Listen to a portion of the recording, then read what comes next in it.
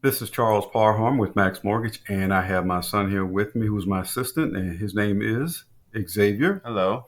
All right, so we put this analysis together, and it is called, Cost to wait. all right, and the purpose for this is because this is to address when people say, oh, I'm going to wait till interest rates come down before I purchase. So let's see if that actually is a good financial plan.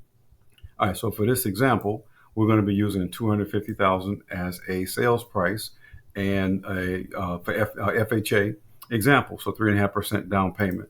So if we're currently at 7.5%, which by the way, these numbers are for illustrative purposes only, but if we're at 7.5%, what does that put the payment at? It puts it at $2,476.48 All right, and what about the cash to close? and $24,186.34. All right, so that's on if the rate is 7.5% at 250 sales price. So now let's go to the next column and let's say rates go down to 6%. But when rates go down, what happens?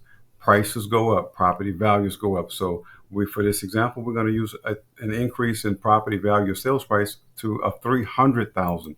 So same FHA, 3.5% down payment. What is at 6% interest rate? What does that put the monthly payment at? At $2,548.02. Okay, so that's more than $100 increase from the previous year at a higher interest rate.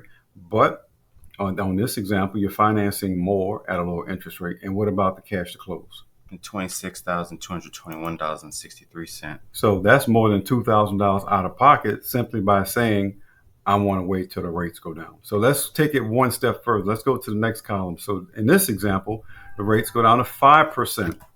Then let's say, well, once again, interest rate go down. What happened to property values and sales prices? They go up. So let's say the sales price goes up to 350. Same property, FHA.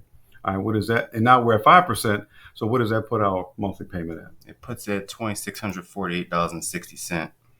So that's more than $200 from the 7.5% lower sales price. And what about cash to close? At $28,268. So is that making any sense? You want to wait till rates go down? Yeah, but you're $4,000 out of pocket, $200 more in a monthly payment, although you had a 5% interest rate. Now, let's go back to the prime example and say the person that bought that house at 250, now they're looking to do what we call a rate drop or a rate and term refinance. So now we go all the way to the end and look at our last column.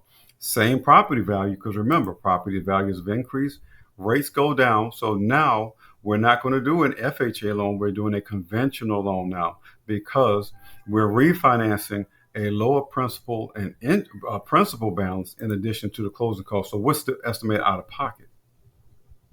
So right now there actually is no cash to close because you're financed that into the loan amount. Exactly. So at 5% interest rate, now we're refinancing the principal balance plus closing costs. So what does that payment look like? So that payment is $2,020.07. So comparing it to if you bought that house, that same house for $250 at 7.5% on FHA, the difference in payment is $454. But another thing there is what happens is if you look at your balance and look at the value, the loan to value decreased, which means now there's no mortgage insurance on that loan, which helps support a reduction in monthly payment from when you bought the house 2 years prior at 250, 7.5% interest rate. You see, so for this illustrative purposes, it doesn't make sense when someone says they want to wait till rates go down. It just does not make good financial sense. And people just have to be shown this information. So if you have any questions, let us know.